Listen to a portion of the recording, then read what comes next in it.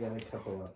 Some bit more obscure than others, but for the most part, pretty Okay. Give me to me, Nick. They're all obscure. Okay. Have you started recording? Yes. We're good. All right. Wonderful. I'm just gonna show you. Okay. All right. Oh. Okay. So should I guess the name first? You can guess the name and then like kind of how they fit into the story. Okay. So his name is Palmer Frond. And he works at the local not cafe, the local pizza shop, arcade combo like building complex. Mm-hmm. Perfect so far. And he's been working there a long time, like since high school. Right.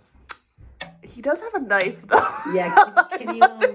I'm gonna bring this over here just so the audience can see. Can you explain the knife? I feel like this is a Halloween costume, honestly. Do you know, he reminds me, I want him so bad to be a character from Monster House. Oh, wow. Yeah, I can see that. But who is he really? This is Sideshow Bob. He was originally the sidekick to Krusty the Clown before Sideshow Mel. Because of some complications in an episode, Bart ends up getting him fired from the show and like makes him a public disgrace. And ever since then, Sideshow Bob has been attempting to murder Bart. So that's just Bart. Just Bart. He just has it out for Bart. So there's a couple episodes where he's trying to kill Bart. Isn't Bart like 10 Bart years is old? Bart is a 10-year-old boy, and this man is attempting to murder him. Yes. All right, we're gonna go to the next one. I'm so far off. All right. Oh, this is a tiny little JPEG. All right. So. Okay, his name is Smithy Wonkers. First of all, I want to say, wonderful choice of names. For the Smithy Wonkers. still Smithy Wonkers. Now, what kind of establishment does Smithy Wonkers work at? Like a Blockbuster Video. And he lives with his elderly mother, who he is a caretaker for. And and he's really a sweet man who's just looking for love. And he has 3 cats that he rescued. And that's Smithy Wonkers. I love that backstory so much. So you've given him more depth than he actually. His name is Comic Book Guy, and the Blockbuster thing isn't terribly off because he does work at a comic book store, Okay. which in a way is also kind of like a dying kind of not as dead.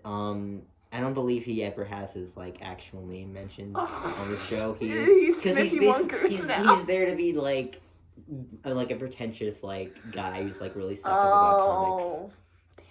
All right. So I think these are pretty well established characters.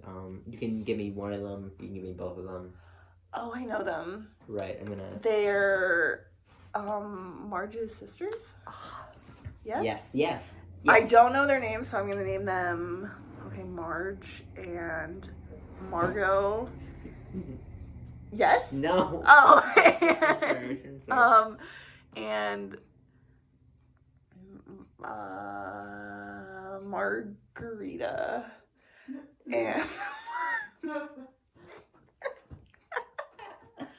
the one that has a purse is she is like the second in command at a beauty parlor that she's worked at for a really, really, really long time. And then the one with the frog is a high school. An iguana. The one with the iguana she's not high school, she's a middle school science teacher who is really cool, and I'm going to base this off of one of my middle school science teachers. She does make the students in her classroom speak into a microphone. That feels like something that they do. Because she can't hear the shitty little 5th grade voices loud enough. First of all, I'm learning a lot about Mary. Some of them married. So this is Patty and Selma Bouvier. They are Marge's sisters.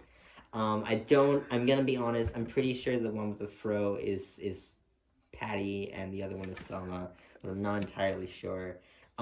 They have an iguana and they also have a child that they're raising collectively. I don't know if they let siblings raise children. Yeah, why not? I don't. It's a cartoon, so yeah. Anything can go. That's Patty and Selma. Patty They and don't Selma. they don't like Homer, and that's. All right. This is a favorite. If you know this, then you're gonna cry. I'm gonna. I don't know. This is a Simpsons classic. Could you give me a name, at least?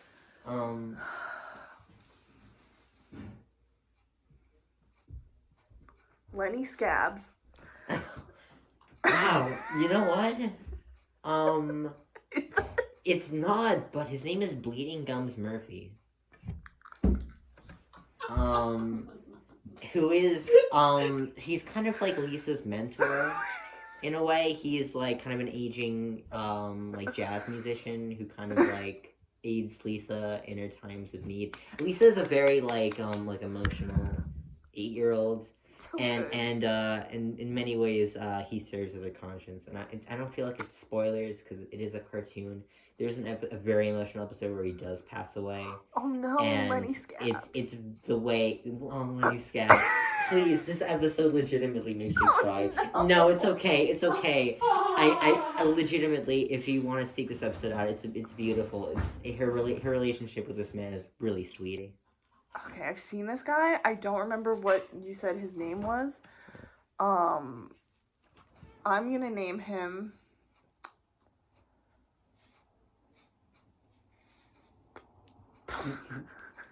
Pluto Baggins. These are such good names. Mary, I'm so angry that you weren't, like, on the writing staff of the show in the 90s, because you would have just murdered it. This is Krusty the Clown. This is Krusty the Clown. He's the host of a popular children's television show on the Simpsons universe. I thought this is a real honest-to-God clown who, like, travels in a circus. I mean, he's a clown. So here's a little bit of Simpsons lore. There's originally going to be a reveal. He's also voiced by Dan Castellaneta, who's also the voice of Homer. Almost said Homer the Simpson. Of Homer Simpson. There was going to be a reveal at some point that he was secretly Homer's alternate identity. However, this was ultimately scrapped as an idea. Oh my god, he does look like Homer. He does look like Homer. He is Jewish. His father is a rabbi. There's an episode where he has his bar mitzvah. Okay.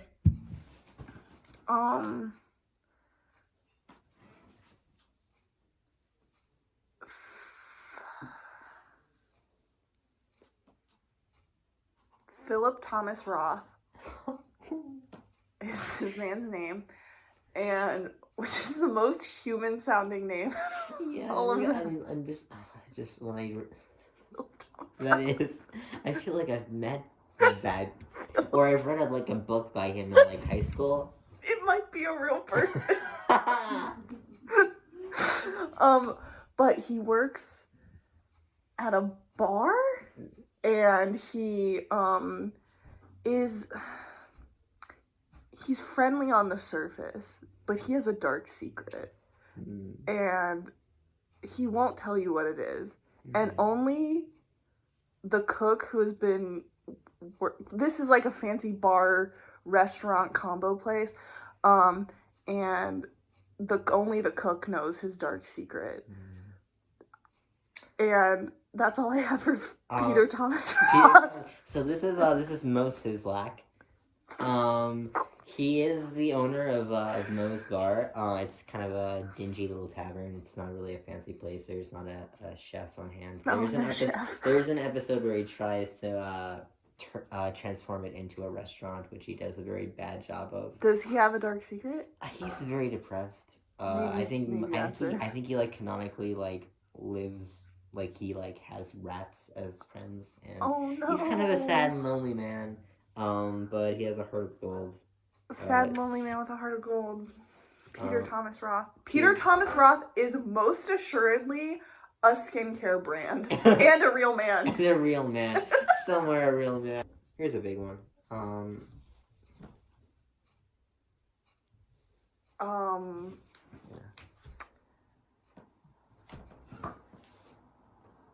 Shane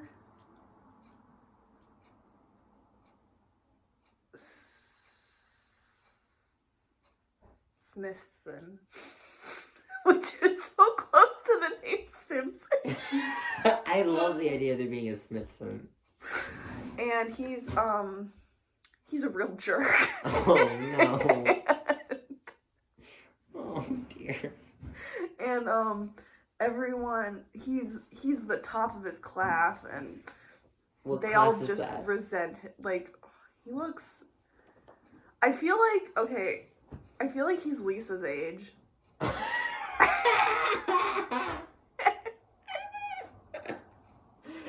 Okay. That is so funny. I'm sorry, that is the funniest thing that's been said. I don't know. This is Waylon Smithers. He's Homer's boss's assistant. Who has a very obvious crush on Mr. Burns, despite the fact that he's a gross and terrible old man who's just who's just absolutely terrible to him. I was gonna say because I thought he was a child character.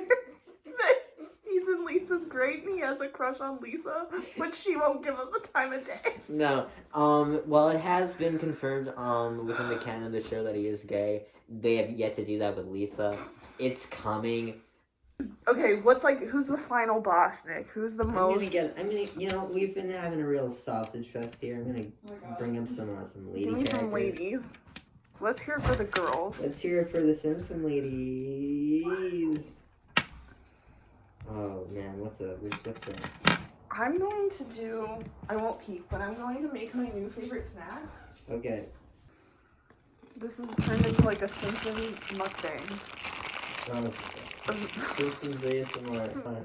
Female Simpsons characters is not something you should ever search on Google because it's not. It's probably gross. You don't get a lot. I mean, there's a lot of fan art. There's a good deal of like solid Simpsons, like female Simpsons characters. Good. That's fucking gross. He's a good guess. Gonna. Pamela. Oh no, I'm sorry. Pamela Hardley. And she is just a nice Southern Baptist who is also, she has a heart of gold. Really, are the Simpsons religious? They go to church mostly because Marge says she wants them to. So she's the kids' Sunday school teacher, and the plate of cookies that are shaped like crosses are really throwing me off because now I'm just thinking about like I don't know how to feel about them either. Christian imagery that like appears in our media, and it's like because that's a cartoon. It's not okay. Do you want to reveal? Yes, please. Okay, so this is Maud Flanders. She's the wife of Ned Flanders, who is the kindly neighbor of the Simpsons. Oh. So Ned Flanders, kind of the joke is that he's kind of like it's like if the Simpsons are like the perverted version of like the perfect American family, the Flanders are the perfect American family. They're just like a very happy family. Like they go to church. They go to church, like well-behaved kids. Just like Flanders is always super nice to Homer, even though Homer is just like an unrepentant asshole to him. So here's the thing. And this is really why, like, you shouldn't keep watching The Simpsons after, like, season 9 or 10. Mm-hmm. I think, like, season, like, 12, 13, 14, she dies. And I think Homer kills her. It's an accident, but Homer is responsible for this woman's death. And he doesn't go to jail or anything? He doesn't go to jail or anything, and it's weird, and I don't really consider any of that canon. So, Maud Flanders died, and I found that fucked up. The Flanders, Would you like? I would like a marshmallow. That's fine. Do you want peanut butter? I will pass on the peanut Okay. butter. There's a term that's been popularized recently called flanderization, which is basically when certain elements of a character's personality are over time become so exaggerated that they completely change how the character is perceived. Um, Basically, the fact that like Ned was like religious wasn't like the main crux of his character. Like that was just meant to like have him be a parallel to Oh. Homer, where he was just like a nice guy who went to church with his family every week, and then that particular element of his personality, as the seasons went on, became exaggerated to the point where he became like a religious fanatic. Even Well, though in the early seasons that was not really part of his character. probably because art imitates life. So yeah, that was a lot of fun. A lot of great names that I can't remember, but it's a good thing we're recording. They are They're on. preserved forever. Mm-hmm. Oh man, Mary, that was glorious. I'm so thankful.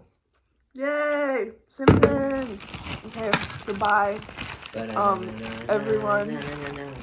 Thanks for coming to... I guess this is like just what I'm going to do with my life now. Is actually have a YouTube channel. So thanks for giving Alf Mom the clip. I hate doing this. Bye!